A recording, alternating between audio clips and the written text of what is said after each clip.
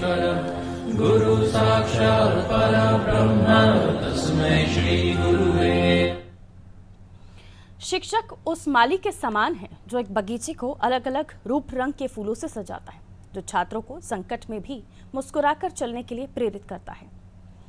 नमस्कार, मैं हूं पारुल। बहुत बहुत स्वागत आपका नादी टीवी के इस विशेष कार्यक्रम में। आज शिक्षा के माध्यम से राष्ट्र निर्माण एवं शिक्षा को हर घर तक पहुंचाने के लिए तमाम सरकारी प्रयास किए जा रहे हैं। इसकी सफलता के सशक्त माध्यम शिक्षक ही हैं। भारत के राष्ट्रपति, महान दार्शनिक चिंतक, शिक्षा शास्त्री डॉक्टर सर्वपल्ली राधाकृष्णन के जन्म दिवस पर 5 सितंबर को पूरे देश में शिक्षक दिवस के रूप में मनाया जाता है। डॉक्टर सर्वपल्ली राधाकृष्णन के विजन के अनुरूप ही ये बनाई गई है। नई शिक्षा नीति को एक दूरदर्शी कदम के रूप में देखा जा रहा है, जो भारत में शिक्षा की गुणवत्ता को न केवल बेहतर बनाएगा बल्कि इसे सभी वर्गों के लिए अधिक सुलभ और समावेशी भी बनाएगा। समग्र विकास, आलोचनात्मक सोच, समावेशिता पर ध्यान केंद्रित करके ये नीति अगली पीढ़ी को तेजी से बदलती दुनिया की चुनौतियों के लिए तैयार करने का प्रयास कर रही है। शिक्षकों के कंधों पर इस नई शिक्षा नीति को लागू करने का दायित्व है।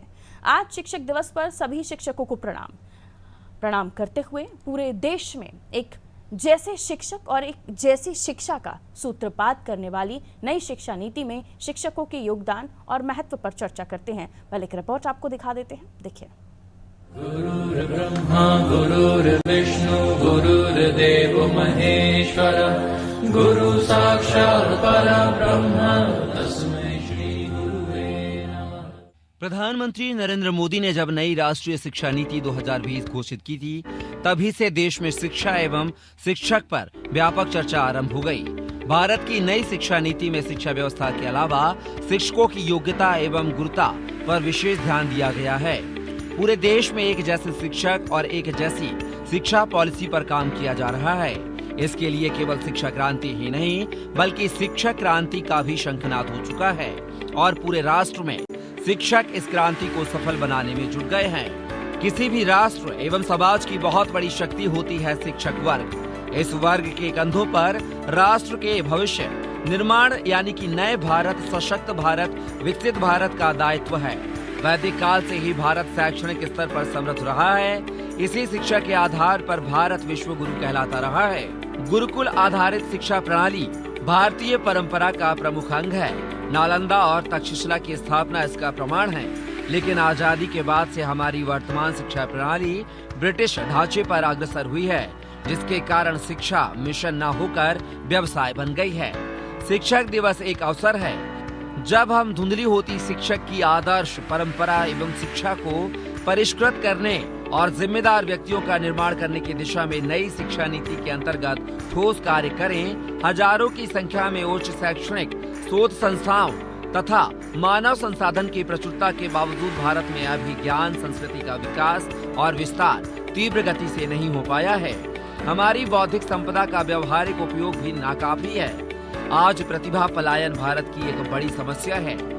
नई शिक्षा नीति में पारंपरिक से आधुनिक शैक्षणिक प्रतिमानों में गहरा बदलाव करके पूर्ण मानवीय क्षमता को प्राप्त करने एवं समतापूर्ण समाज विकसित करने और राष्ट्रीय विकास को बढ़ावा देने के व्यापक प्रयत्न हो रहे हैं। अब अनुभवात्मक शिक्षा और समग्र छात्र विकास की दिशा में एक आदर्श बदलाव की शुरुआत हो रही है। क्या यह नई राष्ट्रीय शिक्षा नीति उन उद्देश्यों को पूरा करने में सक्षम होगी जिसका स्वप्न महात्मा गांधी और स्वामी विवेकानंद ने देखा था? यह स्वप्न है शिक्षा के माध्यम से मनुष्य की आंतरिक शक्तियों का विकास, व्यवहार को परिष्कृत करना तथा ज्ञान एवं कौशल में वृद्धि कर मनुष्य को योग्य नागरिक बनाना। इस स्वप्न को साकार करने के लिए शिक्षकों पर सबसे प्रेरक काम और एक बड़ी जिम्मेदारी है। आजादी के अमृतकाल यानी पिछले 75 वर्षों में शिक्षा के क्षेत्र में हमने ऐतिहासिक उपलब्धियां प्राप्त की हैं, तो कई ऐसे प्रश्न हैं जो हमारी शिक्षा व्यवस्था के समक्ष गंभीर चुनौती हैं। वैश्वीकरण और बाजारीकरण के दौर में हमारी शिक्षा व्यवस्था को भारतीयता के अनुकूल बनाने की जरूरत है।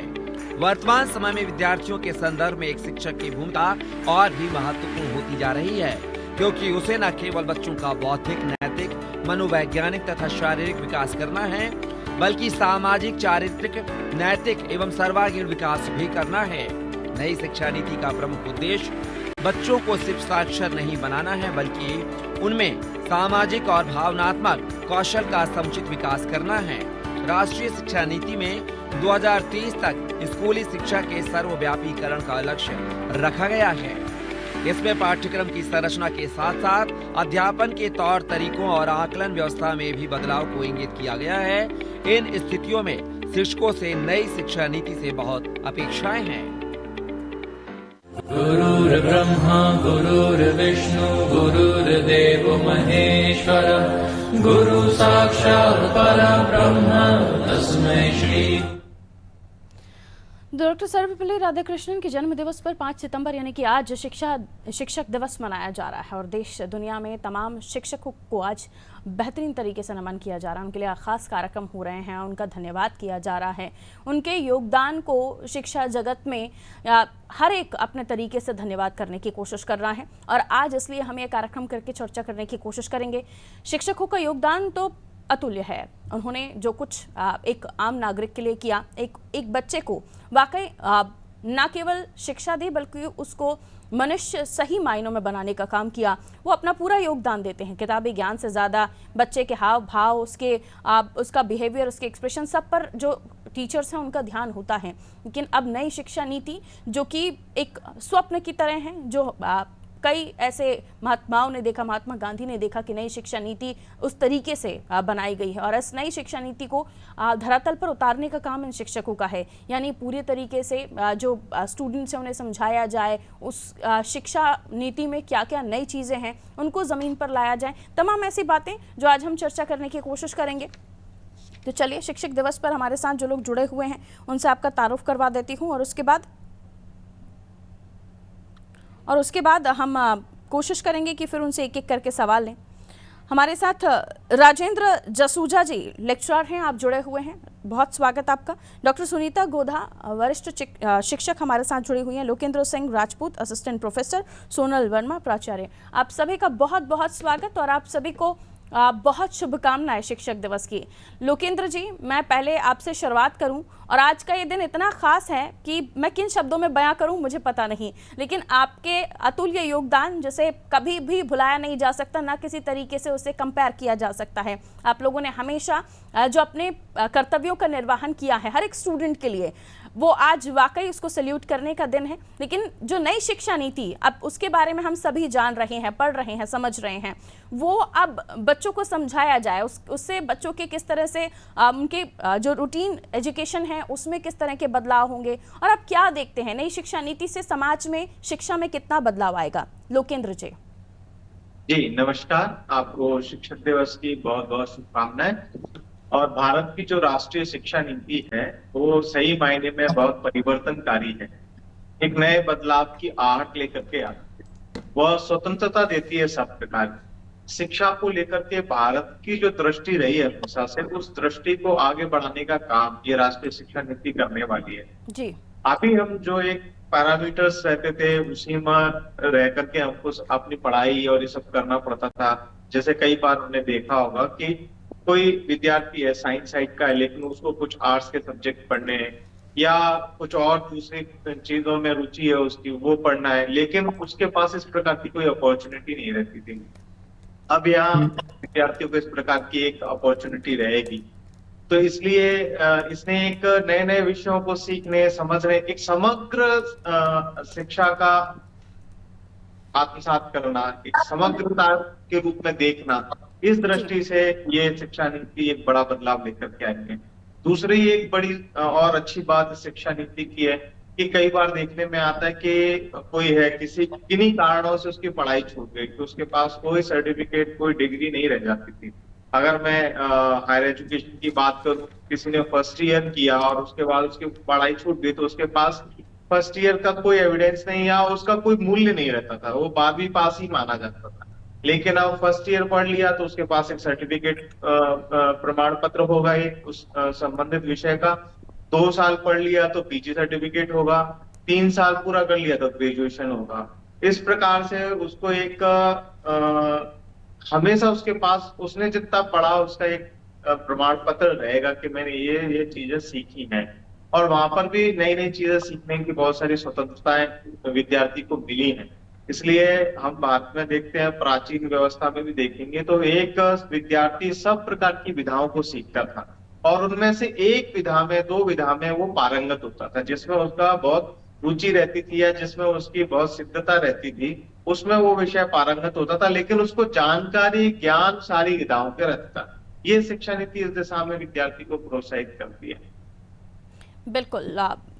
मैम जी, सुनीता मैम, आपसे मैं समझना चाहूंगी, आप किन लफ्ज़ों में बयां करेंगी नई शिक्षा नीति को। और आज के इस समाज में आज हम देख रहे हैं जब कंपटीशन बहुत है, हमारे देश के बच्चे आज भी दूसरे देशों में शिक्षा लेने के लिए जाते हैं, वहाँ वो अपनी शिक्षा ग्रहण करते हैं, लेकिन जो नई शिक्षा नीति में प्रावधान है उसके बारे में ये कहा जा रहा है कि जो स्वप्न स्वामी विवेकानंद जी ने, महात्मा गांधी जी ने शिक्षा को लेकर देखा था, उसे पूरा करने वाली ये शिक्षा नीति है। आप कैसे बताएंगे? जी, नई राष्ट्रीय शिक्षा नीति में स्पष्ट रूप से हमारी उन समस्याओं को ईमानदारी से समझाए जो विशेष करके बालिका शिक्षा हित में के राह में बाधा आ रही थी। और नई राष्ट्रीय शिक्षा नीति में यह स्पष्ट रूप से कहा गया कि हमें नैतिक मूल्यों के साथ आगे बढ़ना है। जी, हमें सिखाने की प्रक्रिया निरंतर जारी रहना चाहिए। सतत यह प्रक्रिया है, जिसे अविरल बहता रहना चाहिए। हम जहाँ भी रहें, जिस भी स्तर पर रहें, वहाँ अपने अनुभवों के साथ हम आगे बढ़े। और मूल उद्देश्य हमारा यही होना चाहिए कि विश्व में हमको हमारी श्रेष्ठता को अगर प्रतिपादित करना है, हमें श्रेष्ठता को सिद्ध करना है, हमें नैतिक मूल्यों के साथ जुड़ करके आगे बढ़ना होगा। हम अगर गांव में हैं तो गांव में भी रोजगार के बहुत सारे अवसर उपलब्ध हैं, बेशर्त है कि हम उसको ढूंढे। हमें समस्या पे नहीं, समाधान पे चिंतन करना होगा। हमें दूर अन्य देशों में जाने की जरूरत नहीं है।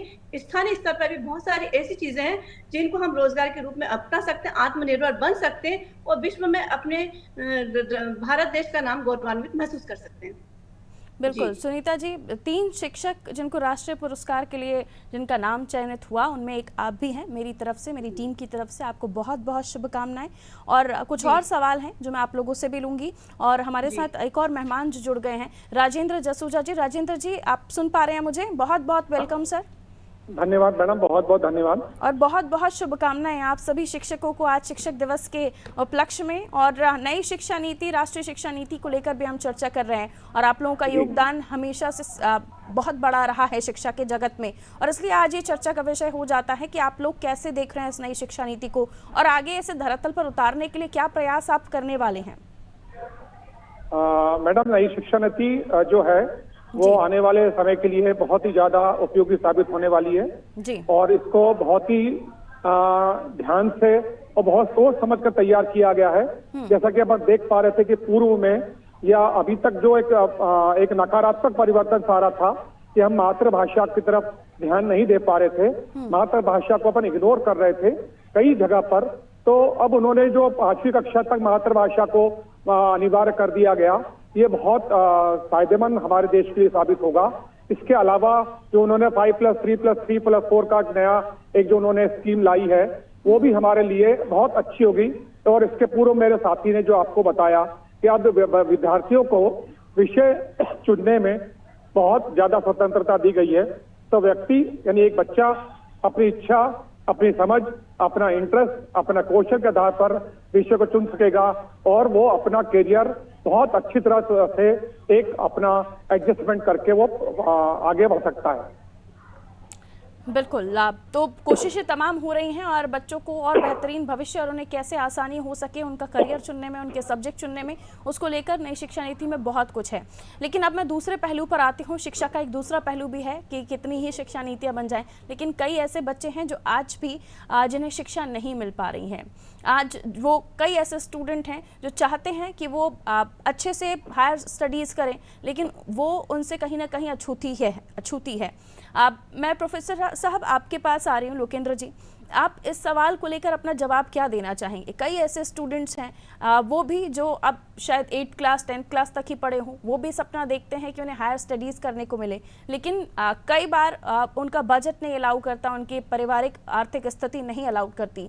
क्या कहेंगे आप उन बच्चों के लिए जो करते तो बहुत कुछ हैं, करके दिखाने का भी जज्बा रखते हैं, लेकिन कई बार हालात नहीं होते? वहाँ आप शिक्षकों का योगदान कैसे हो सकता है? जी, इसमें मैं 2-3 बातें देखता हूँ।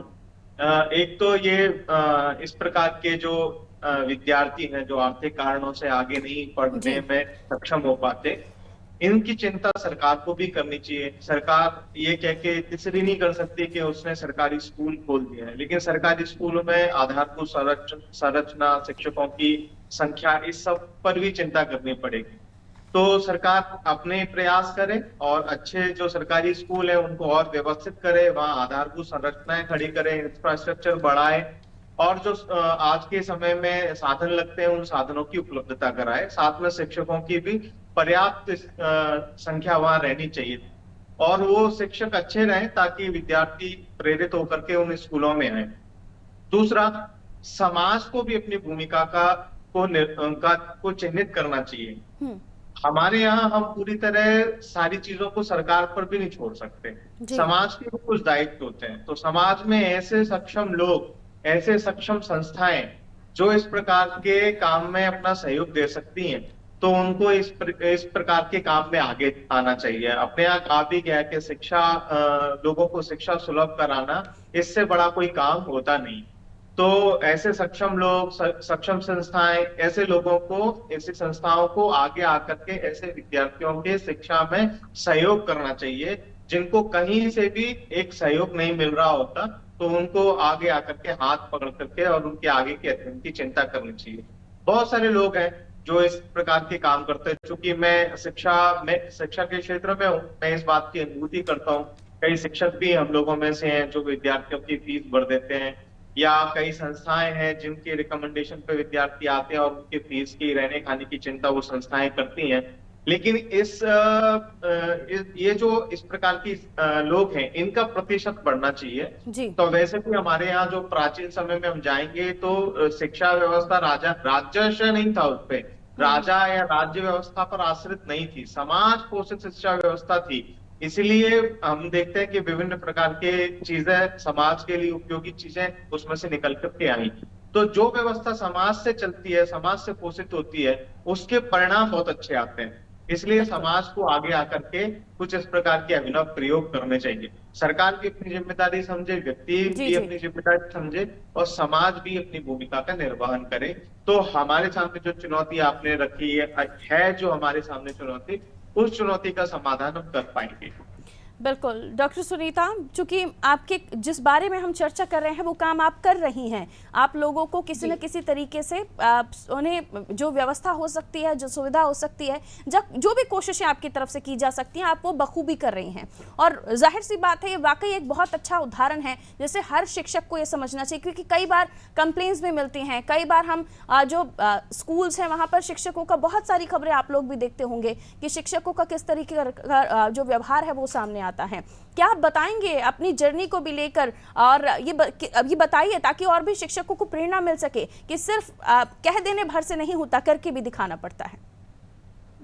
जी मैडम, यह नहीं है कि वैसे शासन द्वारा बहुत सारी योजनाएं संचालित की जा रही है विद्यार्थियों के हित में, जिनसे वो आगे पढ़ सकते हैं, बढ़ सकते हैं।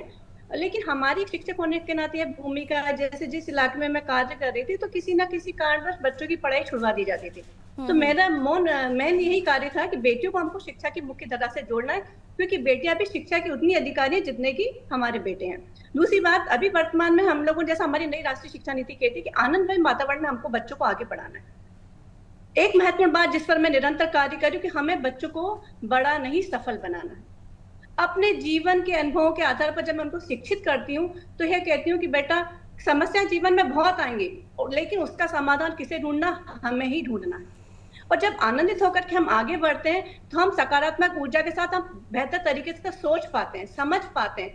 पालकों से संपर्क करके निरंतर जीवित संपर्क करा, तो मेन मुद्दा था कि बच्चों को विद्यालय तक लाना। ग्रामीण परिवेश में थोड़ा सा रुझान कम है शिक्षा के प्रति, तो मेरा जो मोटिवेट यही था कि गांव-गांव जाकर के मैं पालकों से निरंतर संपर्क करती थी विद्यालय समय के अतिरिक्त समय में, और उनको ये बार-बार जब संपर्क करती थी और शिक्षा की मुख्य धारा से मैंने निरंतर जोड़ने का प्रयास किया, तो कुछ पालक सहमत भी हो गए और वो लाए, मैंने उनको विद्यालय तक खींच करके ले। लेकिन कुछ पालकों ने अपनी यह समस्या बताई कि सामाजिक मान्यता के चलते हमारे यहाँ बेटियों को ज्यादा पढ़ाना ठीक नहीं समझा जाता, क्योंकि उनके बराबरी के हमको बच्चे, लड़के शादी लायक नहीं मिलेंगे। तब ये समझाइश दी गई कि उतना आत्मनिर्भर बनाना ज्यादा जरूरी है बजाय अन्य बातों को सोचने के।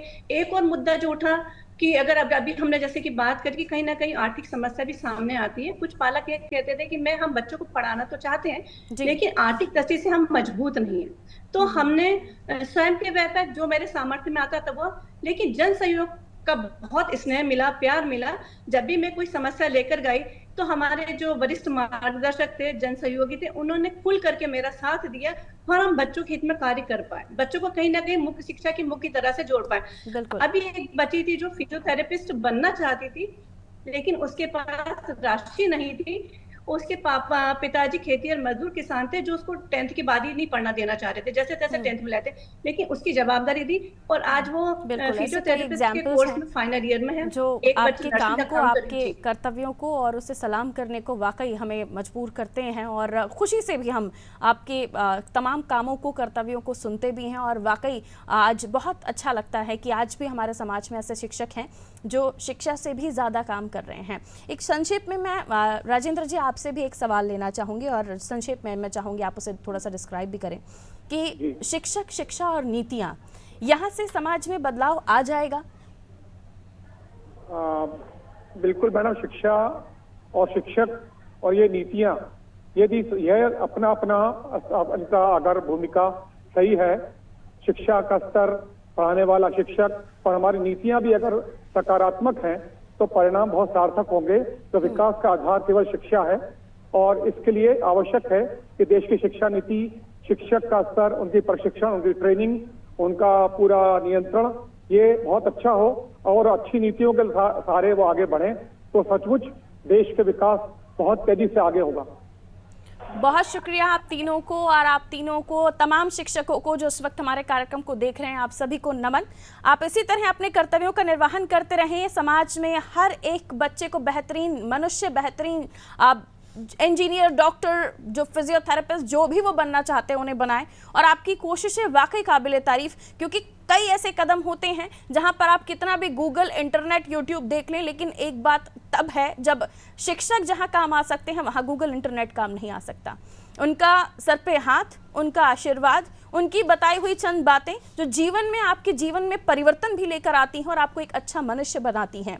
आप कितने भी सफल हो पाएं लेकिन अच्छा इंसान बनने की भी आवश्यकता है। आप कितने भी बड़े आदमी क्यों न बन पाएं लेकिन सफलता आपको तभी मिलेगी जब छोटी छोटी बातें, गुरुओं का ज्ञान आपके जहन में रहेगा। और गुरुओं के पास तो ज्ञान का भंडार होता है, उस ज्ञान के भंडार से कितना भी ले लीजिए वो भंडार कम नहीं होता, बल्कि आपके पास वो भंडार आता जाता है और ये वृहद होता जाता है, बढ़ता जाता है। आज एक बार फिर से शिक्षक दिवस पर हम सभी की तरफ से, अनादि टीवी की टीम की तरफ से आप सभी को शिक्षक दिवस की शुभकामनाएं। दीजिए इजाजत, नमस्कार। गुरुर्ब्रह्मा गुरुर्विष्णु गुरुर्देव महेश्वर, गुरु साक्षात् परब्रह्म तस्मै श्री